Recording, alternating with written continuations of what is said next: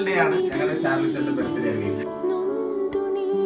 ചാർലിച്ചനെ കുറിച്ച് രണ്ടു വാക്ക് നിങ്ങൾക്ക് കേൾക്കാം. അപ്പൊ എല്ലാവരും നമ്മള് കണക്ട് ചെയ്തെന്ന് വെച്ചിട്ടുണ്ടെങ്കിൽ ഇവിടെ ബൂട്ട് ക്യാമ്പിൽ വന്നതിന് ശേഷം. പക്ഷെ ചാർലി ഇവിടെ വന്നിട്ട് 2 കൊല്ലം ഞാൻ ഈ കഴിഞ്ഞ ചാർലി വന്നപ്പോ ഓർക്കുന്നത്. Is my good friend. ഇവിടെ വരുന്നതിന് മുന്നേ ഗെയിമിലെ ഫ്രണ്ട്സ് ആയിരുന്നു ഞങ്ങൾ. ഇവിടെ വന്നതിന് നിന്നെ തലയാണ്.